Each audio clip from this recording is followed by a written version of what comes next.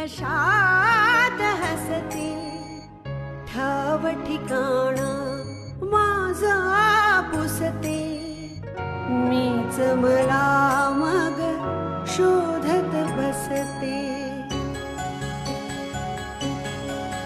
बोल मला तू हळुवार काही सांग भले तू माझा नाही कलियुगातली मीराबाई मौनातले हे शब्द बोलके तुझ्यानी माझ्या ओठे हलके असुनी ननी अश्रू पोरके क्षणात आता सरतील लाटा पक्षी घराच्या धरतील वाटा देईल हात तुझी अस्मिता अस्मिता अस्मिता अस्मिता कोण आहे? अगं इतक्या रात्री तुझ्या बेडरूम मध्ये माझ्याशिवाय दुसरं कोण येणार? मग लाईट लावा ना, दरवाजाच्या जवळच बटन आहे. काय ग म्हातारा खाली आहे का बाहेर गेलाय? ताई, तू बाबांचा उल्लेख अशाच प्रकारे करणार असशील ना तर मी या खोलीत पाऊल देखील टाकणार नाही. आणि तेजूने अभिच्या जागी आदित्यला बसवलं. हाताला धरून इस्टेटीवर पाणी सोडायला लावून घराबाहेर काढलं. पण तेजूने त्यांचेच सगळे शब्द त्यांच्याच घशात घातले. आणि त्या कर्माची फळं तुम्हाला ह्याच जन्मात भोगायची, पुढच्या नाही. त्याची वरपर्यंत ओळख आहे ना, तुम्हीच म्हणाला होता. त्याला तुम्ही काही इथे बोलवणार नाही. इनफॅक्ट तुमच्याच वरिष्ठांनी त्याचाच पाहुणचार जोडला असेल त्याच्या फार्म हाऊस वरती येवाना.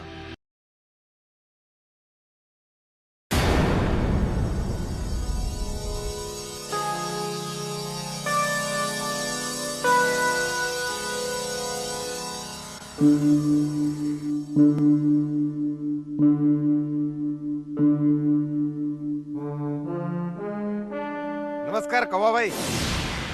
या वेंडकडे या.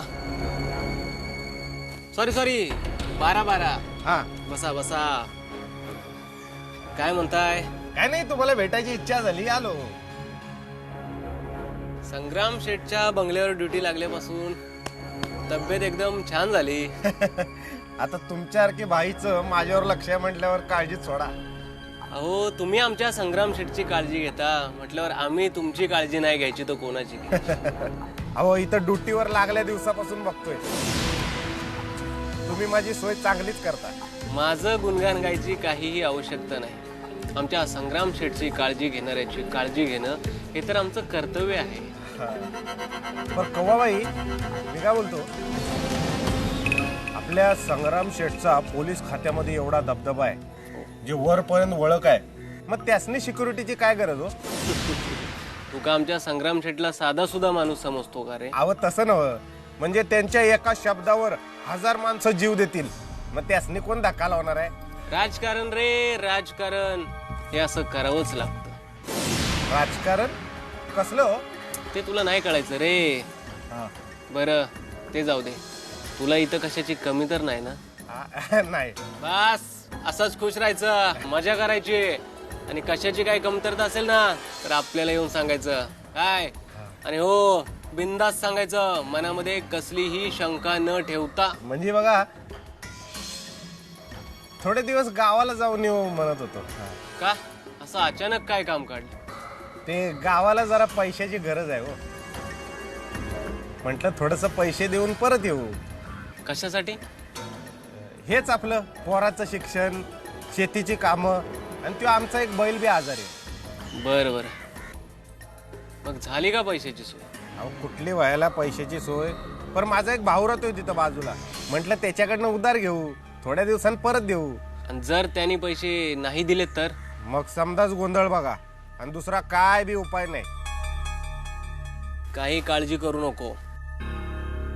हे घे पैसे आणि आत्ताच्या आत्ता गावाला मनी ऑर्डर कर. आणि जोपर्यंत आमच्या संग्राम शेठचे आशीर्वाद तुझ्यावर आहेत ना, तोपर्यंत कशाची सुद्धा काळजी करू नकोस. फक्त इमानदारीने काम करायचं. तुमचा हे उपकार कसं फेडायचं मला काय बी समजत नाही. ते सगळं जाऊ दे, आता लवकर निघ, नाहीतर पोस्ट ऑफिस बंद व्हायचं. होय होय, हे काय निघालच की मी चालणंच.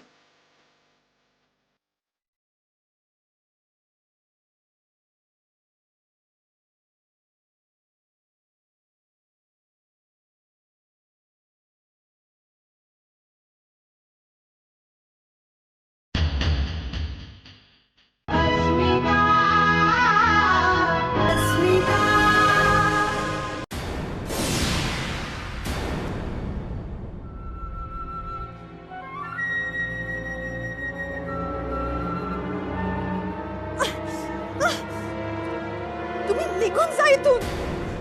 मला नाही बोलायचं तुमच्याशी. Get lost. मी बोलायला नाही, वॉर्निंग द्यायला आलोय. आणि वनिताला नाही तर जहागीरदारांच्या मोठ्या सुनेला. तुझा नवरा तुरुंगात खितपत पडला ना, त्याला मी अडकवलाय. खरं तर तो जयवंत बरोबरच आज जायचा, पण त्यावेळी तो परत आला म्हणून नशिबानं वाचला. संधी मिळताच परत अडकवला. तू इथं, तो तिथं, बसा बोंबलत. तुम्ही नीच, कपटी, हलकट आहात हो. तो तर मी आहेच ग. या कपट कारस्थानामध्ये आतापर्यंत तूच तर मला साथ दिली आहेस. एवढ्यानं काय होतंय? हा जहागीरदार ॲग्रोचा डोलारा कोसळला, तो मी कोसळवलाय.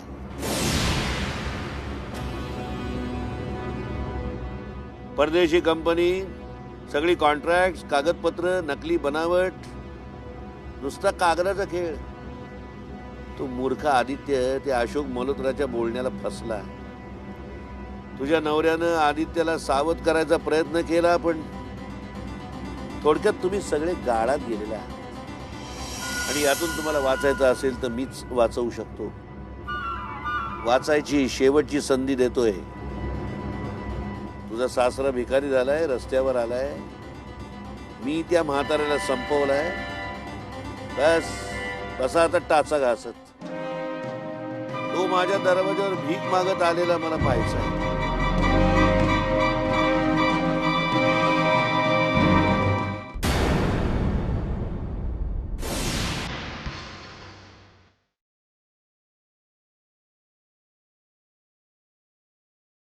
या सगळ्या घडलेल्या प्रकारामागे संग्राम थोरातचाच हात आहे. याविषयी खात्री पटली ना तुमच्या आता इन्स्पेक्टर साहेब? होय. संग्रामच्या अटकेचा हा पहिला पुरावा आहे. पण हे रेकॉर्डिंग पुरावा म्हणून ग्राह्य नाही धरलं जाणार कोर्टात. कल्पना आहे मला त्याची. मला वाटतं की आपल्याला अधिक भक्कम पुरावे जे कोर्टात सादर करता येतील असे मिळवायला हवेत. मिळतील, तेही मिळतील. संग्राम शेठवर माझा आतापर्यंत नुसता संशयच होता. आता मात्र माझी खात्री पटली. आता संग्रामच्या विरोधात पुरावे गोळा करणं मला जास्त सोपं जाईल. ते कसं काय? तुमचा खराखुरा दुश्मन संग्राम थोरातच आहे की दुसरा कोणी, हे आपल्याला परफेक्ट माहित नव्हतं. आता आपल्याला आपलं टार्गेट मिळालं. आता संग्राम थोरात माझ्या तावडीतून सुटत नाही. पण इन्स्पेक्टर साहेब, तुम्हीच म्हणाला होतात की संग्राम थोरातचे हात वरपर्यंत पोहोचलेत म्हणून. देवापर्यंत राही ना पोचलेले. संग्रामच्या पापाचा घडा आता पूर्णपणे भरलेला आहे. पण आता मीही बघतो कोण वाचवतंय संग्राम शेठला ते.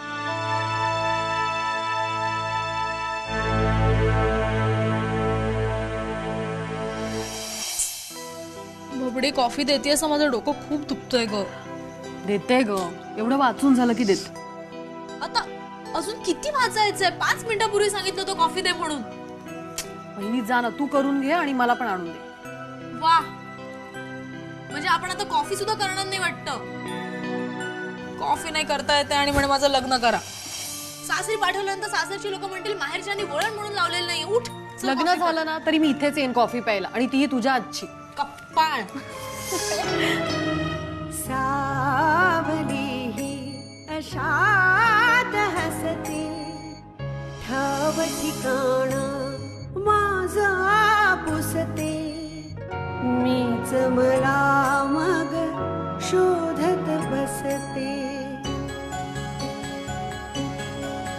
बोल मला तू हळुवार काही, सांग भले तू माझा नाही. कलियुगातली मी मीराबाई, मौनातले हे शब्द बोल के, तुझ्यानी माझ्या ओठी हलके, असुनी ननी अश्रू पोरके. गाणं माई असेल. बाबा घरात नाहीयेत की काय? अगं बाबा घरातच आहेत, मी मगाशीच गप्पा मारून आले त्यांच्याशी. वहिनी, अरुताई परवा सांगत होती मला, माईला गाण्याची खूप आवड होती, खूप गोड गळा होता तिचा. आणि बघ ना, आज चक्क माई गातेय. पण बाबा नक्की घरात आहेत ना? कारण बाबा घरात असताना माई गाणं गाणं म्हणजे अशक्य आहे.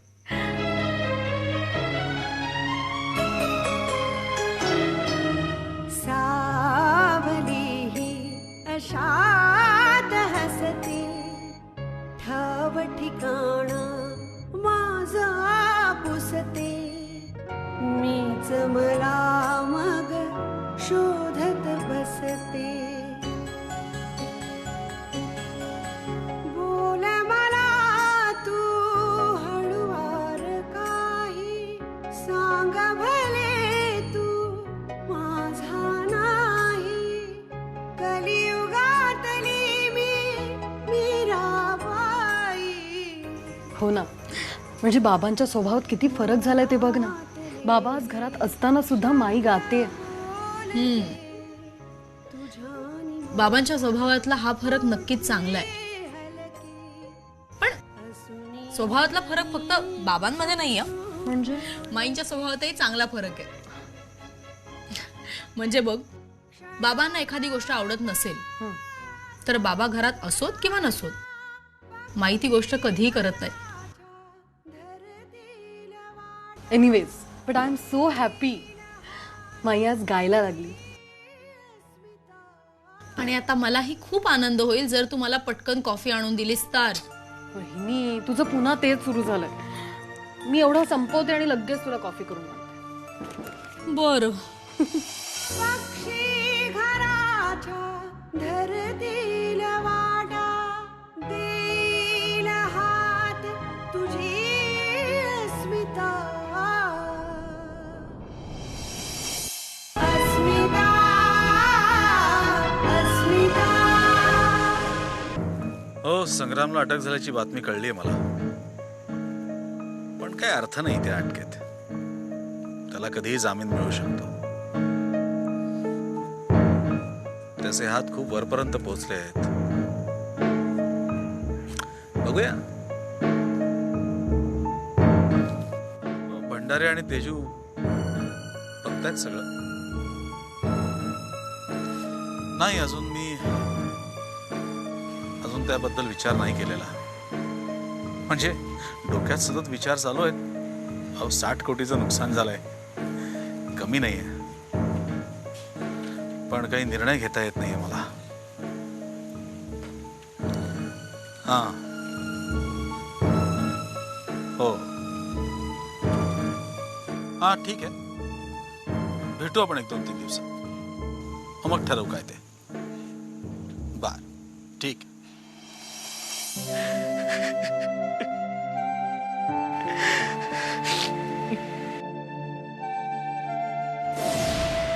जयू, कसला विचार करतोस एवढा? तुझाच. माझा? मग त्याला खूप उशीर झालाय. नाही म्हणजे तुला माझा कंटाळा आला असेल ना तर लवकरात लवकर सांग, म्हणजे मला हे घर सोडून जायला बरं.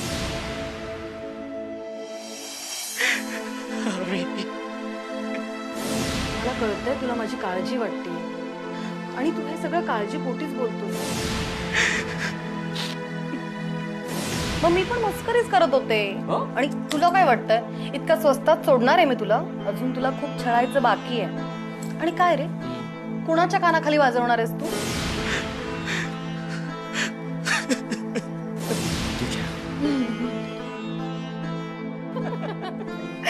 जास्त लाडात येऊ नकोस. असा विचित्र या आधी कधी वागला नव्हतास तू. म्हणजे माझ्यावर कोणी हल्ला करणार आहे का, तसं काही तुला इन्फॉर्मेशन मिळाली आहे का की आदित्य दादा तुला काही धमक्या देतोय? तसं असेल तर पोलिसांकडे जाऊन NC करून ठेव. माझा भाऊ असला म्हणून काय झालं?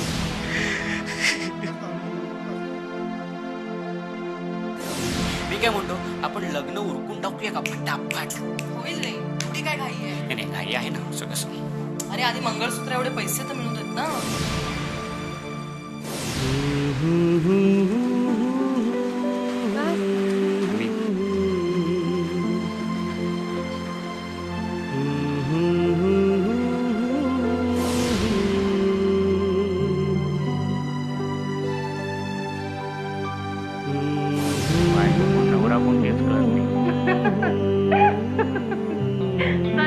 लवकर हात पाय धुत चल.